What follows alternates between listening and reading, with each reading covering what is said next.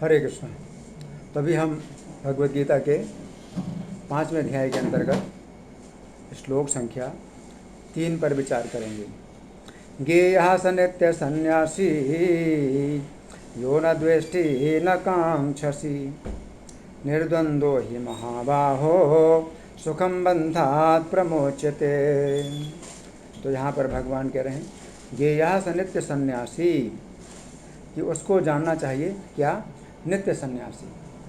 नित्य सन्यासी का मतलब है हर समय वो सन्यासी है। गेयः स नित्य सन्यासी यो न द्वेष्टि न कांक्षति, जो ना द्वेष करता है और ना आकांक्षा करता है। निर्द्वंद्वो, तो वो द्वंद्व से रहित होता है। वो द्वंद्व के मोह से परे होता है। सुख दुख जो द्वंद्व है। निर्द्वंद्व ही महाबाहो सुखम बंधात् प्रमुच्यते, तो वो निर्द्वंद्व होने के कारण सुखपूर्वक बंधन से मुक्त हो जाता है। तो बंधन का मतलब कर्म बंधन, कर्म बंधन से मुक्त हो जाता है। अब हम सुनेंगे तात्पर्य में प्रभुपाद क्या लिखते हैं। श्रील प्रभुपाद की जय। पूर्णतया कृष्ण भावना भावित पुरुष नित्य सन्यासी है, क्योंकि वह अपने कर्म फल से ना तो घृणा करता है, ना ही उसकी आकांक्षा करता है। ऐसा सन्यासी भगवान की दिव्य प्रेमा भक्ति के परायण होकर पूर्ण ज्ञानी होता है, क्योंकि वह कृष्ण के साथ अपनी स्वाभाविक स्थिति को जानता है। वो भली भांति जानता रहता है कि कृष्ण पूर्ण है, यानी अंशी हैं, और वो स्वयं अंश मात्र है।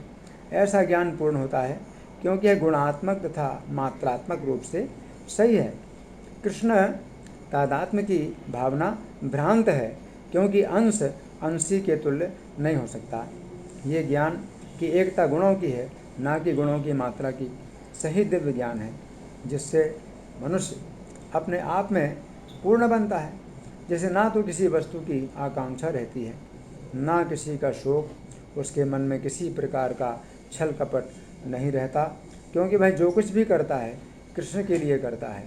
इस प्रकार छल कपट से रहित होकर वो इस भौतिक जगत से भी मुक्त हो जाता है। तो यहाँ पर प्रभुपाद का तात्पर्य समाप्त हुआ। अब हम सुनेंगे श्री भगवान ने कहा में इस श्लोक की किस प्रकार व्याख्या हुई है। पिछले श्लोक में भगवान ने कहा था कि कर्म संन्यास तथा कर्मयोग, इन दोनों विधियों में कर्मयोग अर्थात भक्ति योग विशिष्ट है। अब प्रश्न उठता है कि कर्म संन्यास की तुलना में कर्मयोग की क्या विशेषता है। इस प्रश्न के उत्तर में भगवान कह रहे हैं कि कर्मयोग की विधि में व्यक्ति तुरंत ही संन्यास के धरातल पर आ जाता है तथा वो आसानी से कर्म बंधन से छूट जाता है।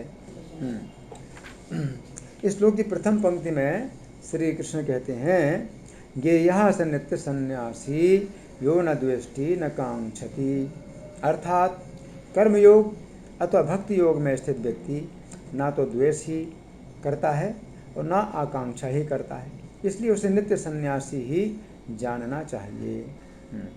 इस श्लोक के प्रारंभिक शब्द हैं गेयः स नित्य सन्यासी, अर्थात उसे नित्य सन्यासी ही जानना चाहिए। श्री कृष्ण यहाँ पर गेय शब्द का प्रयोग कर रहे हैं। गेय शब्द का अर्थ है जानना चाहिए। इसका अर्थ है यद्यपि वह समाज की दृष्टि में सन्यासी नहीं है, परंतु श्री कृष्ण की दृष्टि में वो सदा सन्यासी है। वो समाज की दृष्टि में किसी भी वर्ण का हो सकता है, परंतु यदि श्री कृष्ण की दृष्टि से देखा जाए अथवा योग्यता की दृष्टि से देखा जाए तो वह सदा सन्यासी है। व्यवहार की दृष्टि से वह सन्यासी नहीं है, क्योंकि वह अपने वर्ण के अनुसार अपने स्वाभाविक कर्म में लगा हुआ है, परंतु कृष्ण भावना भावित होने के कारण वह कर्म फल से पूर्णतः विरक्त है। इस श्लोक के अगले शब्द हैं यो न द्वेष्टि न कांक्षति, अर्थात जो ना तो द्वेष ही करता है और ना आकांक्षा ही करता है। इसका अर्थ है कि उसका व्यक्तिगत रूप से किसी भी वस्तु से द्वेष नहीं है तथा ना ही व्यक्तिगत रूप से उसकी किसी वस्तु के लिए आकांक्षा है। वो श्री कृष्ण के प्रति समर्पित होने के कारण उसी वस्तु से द्वेष करता है जिस वस्तु से श्री कृष्ण द्वेष करते हैं, तथा वो उसी वस्तु की आकांक्षा करता है जिस वस्तु की आकांक्षा श्री कृष्ण करते हैं। इसका अर्थ है कि उसने प्रत्येक वस्तु का पहले से ही त्याग कर दिया है। अब तो भाई केवल उसी वस्तु को स्वीकार कर रहा है जो वस्तु उसे श्री कृष्ण दे रहे हैं। उसकी अपनी कोई पसंद नहीं है। यदि वो श्री कृष्ण के प्रति पूर्ण समर्पित है तो वह पूर्ण सन्यासी है तथा नित्य सन्यासी है। इस श्लोक के तात्पर्य में श्रील प्रभुपाद लिखते हैं, पूर्णतया कृष्ण भावना भावित पुरुष नित्य सन्यासी है, क्योंकि वह अपने कर्म फल से ना तो घृणा करता है न ही उसकी आकांक्षा करता है। ऐसा सन्यासी भगवान की दिव्य प्रेमा भक्ति के परायण होकर पूर्ण ज्ञानी होता है, क्योंकि वह श्री कृष्ण के साथ अपनी स्वाभाविक स्थिति को जानता है। तो यहाँ पर श्री कृष्ण कह रहे हैं कि कर्मयोगी अथवा भक्त द्वेष नहीं करता है और न आकांक्षा भी करता है। इसका अर्थ यह भी है कि चूँकि उसने अपने स्वरूप को समझ लिया है कि वह श्री कृष्ण का नित्य दास है, अतः वह इस प्रकार का द्वेष कभी भी नहीं करता है कि श्री कृष्ण उसके स्वामी क्यों हैं तथा वो श्री कृष्ण का दास क्यों है, तथा ना ही वह इस प्रकार की आकांक्षा ही करता है कि आगे चलकर उसे श्री कृष्ण का दास नहीं बनना है अथवा उसे श्री कृष्ण के समान स्वामी बनना है। तात्पर्य में श्रील प्रभुपाद लिखते हैं, वो भली भांति जानता रहता है कि श्री कृष्ण पूर्ण है और वो स्वयं अंश मात्र है। ऐसा ज्ञान पूर्ण होता है। तो यहाँ पर श्रील प्रभुपाद कहना चाहते हैं कि यद्यपि जीव श्री कृष्ण का अंश है, जीव पूर्ण नहीं है, परंतु इस बात को समझना ही पूर्ण ज्ञान है। हमारा ज्ञान पूर्ण तभी होता है जिस समय हम ये समझ लेते हैं कि हम सदा अपूर्ण हैं तथा श्री कृष्ण ही सदा पूर्ण है। तो चैतन्य भागवत मध्य खंड के 10वें अध्याय में श्री हरिदास ठाकुर ने श्री चैतन्य से इस प्रकार प्रार्थना की, हे प्रभु, मैं यही चाहता हूँ कि जो सभी दास आपके चरणों का भजन करते हैं उनका अवशेष मेरा भोजन हो। प्रत्येक जन्म में मेरा वही भोजन हो। मुझे कुत्ता बनाकर आप अपने भक्तों के घर में रखिए, जिससे उनका जूठन मुझे मिलता रहे। तो श्रील हरिदास ठाकुर की इस प्रार्थना से ये पता चलता है कि जो कृष्ण भावना भावित भक्त हैं वे ना तो श्री कृष्ण की सेवा से द्वेष करते हैं और ना ही वे श्री कृष्ण बनने की आकांक्षा ही करते हैं। इस प्रकार यहाँ पर श्री कृष्ण कह रहे हैं कि वह व्यक्ति नित्य सन्यासी है जो ना तो श्री कृष्ण की सेवा से द्वेष ही करता है तथा ना ही श्री कृष्ण बनने की आकांक्षा करता है। इस श्लोक की दूसरी पंक्ति के प्रारंभिक शब्द हैं, निर्द्वंदो ही महाबाहो। अर्थात हे अर्जुन, वो द्वंद्व से रहित होता है। द्वंद्व शब्द के अनेक अर्थों में से हम दो अर्थों पर विचार करेंगे। पहला, दो विरोधी वस्तुओं का जोड़ा तथा दूसरा संदेह। यदि द्वंद्व शब्द का दो विरोधी वस्तुओं का जोड़ा माना जाए तो यहाँ पर भगवान कह रहे हैं कि हे अर्जुन, मैंने इस श्लोक की प्रथम पंक्ति में द्वेष तथा आकांक्षा नामक दो विरोधी भावों की बात की थी। उन विरोधी भावों से कृष्ण भावना भावित व्यक्ति बिल्कुल रहित होता है। उसके अंदर श्री कृष्ण की सेवा से ना तो द्वेष होता है तथा ना ही उसकी श्री कृष्ण बनने की ही आकांक्षा रहती है। इस प्रकार वो पूर्णतः निर्द्वंद्व रहता है। अब यदि द्वंद्व शब्द का अर्थ संदेह माना जाए तो यहाँ पर श्री कृष्ण अर्जुन से कह रहे हैं कि हे अर्जुन, कृष्ण भावना भावित भक्त को इस बात में कोई संदेह नहीं रहता है कि श्री कृष्ण ही समस्त जीवों के स्वामी हैं तथा सभी जीव श्री कृष्ण के दास हैं। इस प्रकार वह पूर्णतः निर्द्वंद्व रहता है। इस संबंध में ब्रह्म विवर्त पुराण के श्री कृष्ण जन्म खंड के अंतर्गत अध्याय संख्या 16 में शिव जी कहते हैं, मैं श्री कृष्ण भक्त के दर्शन की सदा ही इच्छा करता रहता हूँ, क्योंकि वे तीनों लोकों में दुर्लभ हैं। वैष्णवजन मुझे पार्वती और देवताओं से भी बढ़कर सदा प्रिय हैं। मैं वैष्णवों से अपने तथा अपने भक्तों से भी अधिक प्रेम करता हूँ। इति शिव जी की इन बातों से पता चलता है कि शिव जी के ज्ञान में कोई संदेह नहीं है कि श्री कृष्ण की सेवा ही एकमात्र सर्वोच्च कार्य है। इस प्रकार हम कह सकते हैं कि शिव जी पूर्णतः निर्द्वंद्व हैं। फिर यहाँ पर श्री कृष्ण के शब्द हैं, निर्द्वंद्व ही महाबाहु। महाबाहु शब्द का संबोधन है। महाबाहु शब्द का अर्थ है ऐसा व्यक्ति जिसकी भुजाएं महान हैं अथवा जिसकी भुजाओं में महान बल है। महाभारत के भीष्म पर्व के अंतर्गत अध्याय संख्या 55 में अर्जुन की भुजाओं के पराक्रम का इस प्रकार वर्णन मिलता है। अर्जुन के बाणों के सामने आकर हजारों हाथी तथा सैकड़ों राजा किसी भी प्रकार आगे ना बढ़ सके। समस्त प्राणी आर्तनाद करने लगे और संपूर्ण दिशाओं में अर्जुन के बाणों से अंधकार छा गया। उस समय कौरवों को अपने भयंकर अन्याय का परिणाम प्रत्यक्ष दिखाई देने लगा। उस रणभूमि में कितने ही रथ टूट गए, अनेक हाथी नष्ट हो गए, कितने ही रथियों के घोड़े मारे गए। अन्य बहुत से रथी रथों के टूटने के कारण जहाँ तहाँ चारों ओर दौड़ते हुए देखे जाते थे। अर्जुन के भय से घुड़सवार घोड़ों को और हाथी सवार हाथियों को छोड़कर सब ओर भाग चले। वहाँ बहुत से राजा अर्जुन के बाणों से कटकर रथों और हाथियों से गिरे और गिराए जाते हुए दिखाई देते थे। अर्जुन ने अपने बाणों के द्वारा योद्धाओं की ऊपर उठी हुई भुजाओं को काट गिराया। उस समय कौरव सेना में कोई भी ऐसा पुरुष नहीं था जो युद्ध में अर्जुन का सामना करने के लिए किसी प्रकार आगे बढ़ सके। उस युद्ध में जो जो वीर अर्जुन की ओर बढ़ता था वही वही उनके पहने बाणों के द्वारा परलोक पहुंचा दिया जाता था। उस समय शत्रु पक्ष के सभी योद्धा सब ओर भागने लगे। ये देखकर अर्जुन और श्री कृष्ण ने अपने श्रेष्ठ शंख बजाए। इति महाभारत के इस वर्णन से पता चलता है कि अर्जुन के हाथों में महान बल है, इसीलिए श्री कृष्ण ने यहाँ पर अर्जुन को महाबाहु कहा है। इस श्लोक के अंतिम शब्द हैं सुखम बंधात प्रमुच्यते, अर्थात वह सुखपूर्वक बंधन से मुक्त हो जाता है। तो यहाँ पर भगवान अर्जुन से कह रहे हैं कि हे अर्जुन, सुगमता की दृष्टि से कर्मयोग अथवा भक्ति योग कर्म संन्यास की तुलना में इतना सरल है कि कर्मयोगी को बिना किसी प्रयास के कर्म बंधन से मुक्ति प्राप्त हो जाती है, जबकि कर्म संन्यास की विधि में व्यक्ति को त्याग का अत्यंत कठोर जीवन जीना होता है। गीता 9:2 के तात्पर्य में श्रील प्रभुपाद लिखते हैं, भक्ति योग अत्यंत सुखकर होता है। ऐसा क्यों? क्योंकि भक्ति में श्रवणम कीर्तनम विष्णु रहता है, जिससे मनुष्य भगवान की महिमा के कीर्तन को सुन सकता है या प्रामाणिक आचार्यों द्वारा दिए गए दिव्य ज्ञान के दार्शनिक भाषण सुन सकता है। मनुष्य केवल बैठे रहकर सीख सकता है। ईश्वर को अर्पित अच्छे स्वादिष्ट भोजन का उच्छिष्ट खा सकता है। प्रत्येक दशा में भक्ति सुखमय है। मनुष्य गरीबी की हालत में भी भक्ति कर सकता है। जब भक्त भगवत धाम को जाता है तो वहाँ भी वह भगवान की सेवा में रत हो जाता है। इति इस प्रकार हमें समझना चाहिए कि कृष्ण भावना भावित व्यक्ति सुखपूर्वक बंधन से मुक्त हो जाता है। इस श्लोक के बंगाली पद्यानुवाद में श्रील प्रभुपाद लिखते हैं, राग द्वेष विवर्जित एवा कर्म योगी अनासक्त विषयेते न हेता से भोगी निर्द्वंद्व से महाबाहो दुख बंध नय तुम्हारे कहे के आमी करिया निश्चय।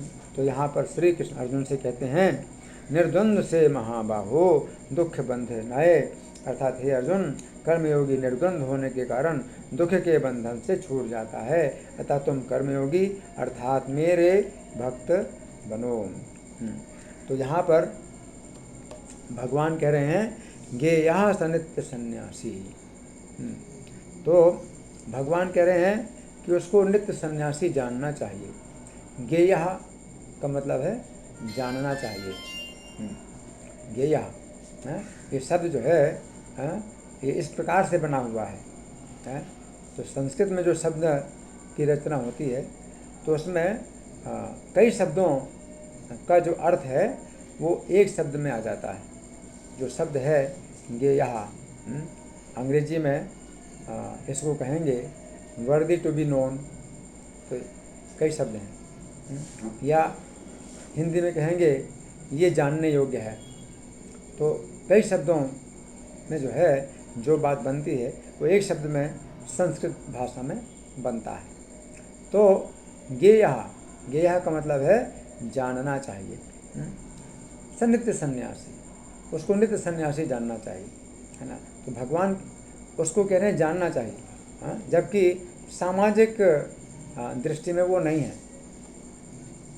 सन्यास जो है एक आश्रम होता है और मानव जीवन में या समाज में, मानव समाज में 4 आध्यात्मिक विभाजन होते हैं, ब्रह्मचारी और गृहस्थ, वानप्रस्थ और सन्यासी। तो सन्यास आश्रम जो है सर्वोच्च आश्रम है। तो आश्रम की दृष्टि से वो सन्यासी नहीं है। वो हो सकता है गृहस्थ हो, लेकिन यहाँ पर भगवान बात बता रहे हैं कर्मयोगी यानी भक्त की, कि वो जो है भक्त यद्यपि गृहस्थ है, तो सामाजिक दृष्टि से वो गृहस्थ है और उसका उतना सम्मान नहीं होता है जितना कि संन्यास आश्रम में जो व्यक्ति सन्यासी होता है, तो उसका जो सम्मान है वो ज़्यादा होता है। और गृहस्थ आश्रम में है वो व्यक्ति, तो उसका संन्यास नहीं होता, उसका जो है उसका सम्मान नहीं होता है। लेकिन भगवान कहते हैं ये यह अंदर से उसको ही मतलब जानना चाहिए कि वो नित्य सन्यासी है। नित्य सन्यासी पहले से ही सन्यासी है, वो सन्यास उसने नहीं लिया, वो गृहस्थ जीवन में है, तो सन्यासी उसको नहीं माना जाता है ना।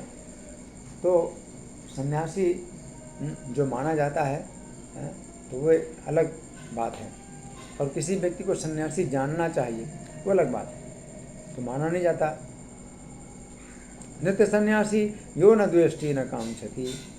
तो यहाँ पर भगवान कह रहे हैं कि वो कर्म का सन्यास नहीं कर रहा है, कर्म सन्यास की विधि के अनुसार वो जो है एकांत में नहीं रहता है या ध्यान करता रहे एकांत में, तो वो कर्म सन्यास की विधि में नहीं है, तो वो तो गृहस्थ आश्रम में है। लेकिन तो भी अगर वो द्वेष और आकांक्षा नहीं करता है, तो न कांक्षति का मतलब इंद्रिय तृप्ति इच्छा नहीं करता और द्वेष नहीं करता, उसके इंद्रियों में जो द्वेष बना हुआ है किसी चीज़ के प्रति, तो द्वेष के भी वशीभूत नहीं होता। तो तीसरे अध्याय में भगवान ने कहा था, तीसरे अध्याय का 33वां श्लोक, इंद्रियस्येन्द्रियस्यार्थे राग द्वेषो व्यवस्थितो तयोर्नवसमागच्छेत् त्वहेस्य परिपन्थिनो, है ना। 34वां श्लोक है, तीसरे अध्याय का 34वां श्लोक है कि इंद्रियों का इंद्रियों के विषयों में जो राग और द्वेष है, यहाँ पर द्वेष आकांक्षा की बात भगवान करें कि द्वेष और आकांक्षा नहीं करता, तो इसको जो है राग और द्वेष भी कह सकते हैं। तो इंद्रियों का इंद्रियों के विषयों में जो राग और द्वेष है, तयोर्नवसमागच्छेत्, तो उनके वश में नहीं आना चाहिए। तो इसका मतलब है कि उसकी इंद्रियों में द्वेष और आकांक्षा है या राग और द्वेष है, उसकी इंद्रियों में है, लेकिन वो उनके वश में नहीं आता, उसी को कहते हैं ना द्वेष्टि।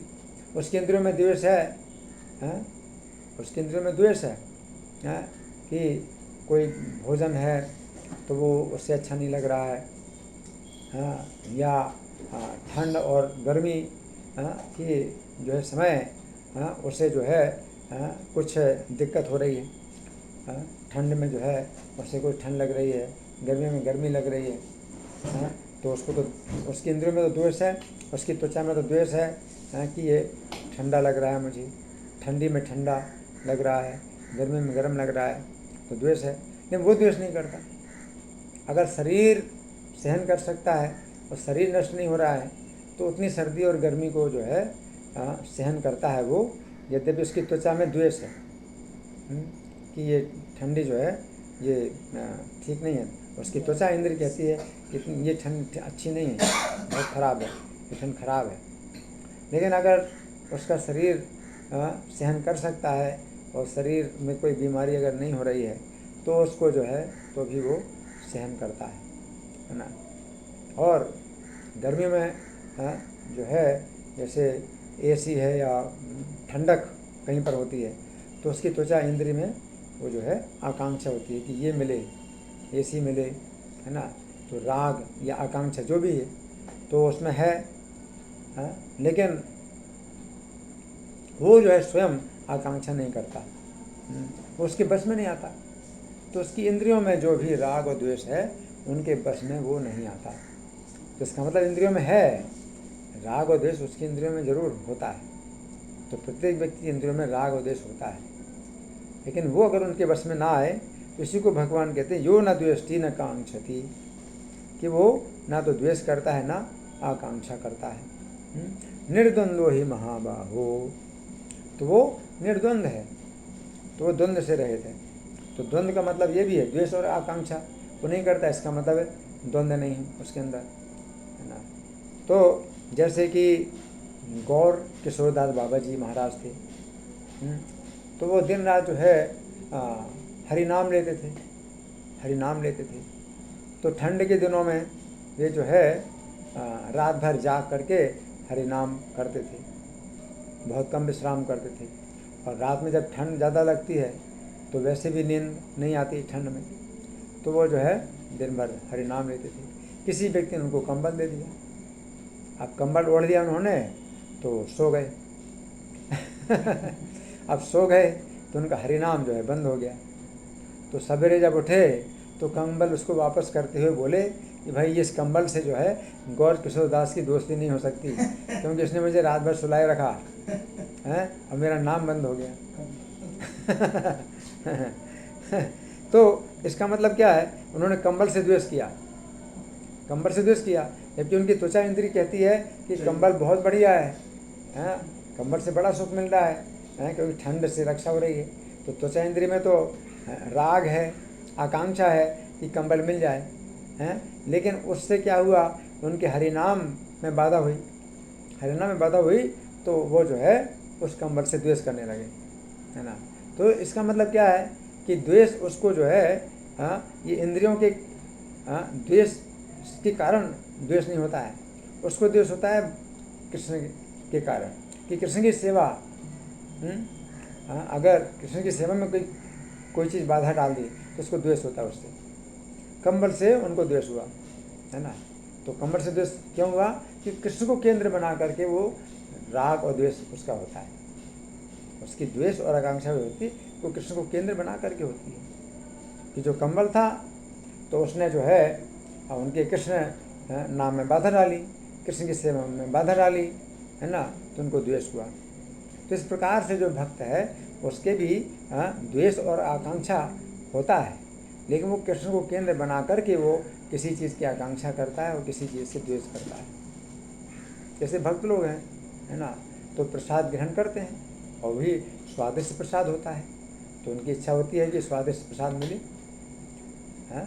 लेकिन प्रसाद है वो उनकी जो है ये सबसे पहले शर्त होती है कि प्रसाद होना चाहिए, उसके बाद फिर स्वादिष्ट हो। तो वो जो है उनकी जो आकांक्षा है वो कृष्ण को केंद्र बना करके है। चतुर्विधा श्री भगवत प्रसादो स्वादुन्न तृप्तान हरि भक्ति संघान। तो 4 प्रकार का श्री भगवान का प्रसाद होता है, और वो जो है भक्त लोग तृप्त होते हैं तो गुरु महाराज संतुष्ट हो जाते हैं, है ना। तो इसका मतलब ये है कि भक्त लोग जो है भगवान को जब अर्पित हो जाता है वो प्रसाद बन जाता है, और फिर वो उसका जो स्वाद है वो एक कुछ अलग ही होता है ना। तो उस स्वाद से वो जो है उनका राग होता है, आकांक्षा होती है, ये हमें स्वाद मिले, क्या कि भगवत का प्रसाद, भगवत प्रसाद का स्वाद मिले। तो उनकी आकांक्षा है, लेकिन वो केंद्र क्या है, श्री कृष्ण है, श्री कृष्ण का प्रसाद मिले, श्री कृष्ण का उच्छिष्ट मिले, है ना। और अगर बहुत स्वादिष्ट हो लेकिन कृष्ण का प्रसाद नहीं है तो चाहे जितना भी स्वादिष्ट हो तो उसकी इंद्रिय तो आकांक्षा करती कि ये मैं खा लूँ, लेकिन वो द्वेष करता है। कोई चीज़ अगर भगवान को अर्पित नहीं की जा सकती है, कोई चीज़ अशुद्ध है, भगवान को अर्पित नहीं की जा सकती है, तो चाहे बहुत बढ़िया बिस्कुट हो और चाहे बहुत बढ़िया क्या बोलते हैं डबल रोटी को क्या बोलते हैं, ब्रेड, बहुत बढ़िया ब्रेड हो, लेकिन अशुद्ध है वो और कृष्ण को भोग नहीं लगाया जा सकता। तो ऐसी बिस्कुट है जो कि अशुद्ध तरीके से फैक्ट्री में बनाई जाती है, और ब्रेड भी होती है अशुद्ध तरीके से बनाई जाती है, जिसमें अंडा वगैरह भी होता है, तो कृष्ण को भोग नहीं लग सकता। तो उसकी इंद्रिय तो कहती है खाओ ये बिस्कुट बड़ी स्वादिष्ट है, आकांक्षा होती है, लेकिन वो द्वेष करता है, तो वो द्वेष करता है उससे। तो ये समझना है कि वो जो है वो आकांक्षा नहीं करता उस चीज़ की जो बहुत स्वादिष्ट हो, लेकिन कोई भी ब्रेड बिस्कुट जो कि अशुद्ध तरीके से बनाई गई है कृष्ण को नहीं भोग लगाया है, तो उससे उसको द्वेष होता है, वो नहीं लेगा, है ना।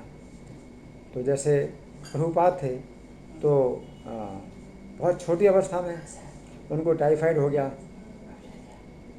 तो उस समय डॉक्टर ने जो है चिकन का सूप बना करके दिया।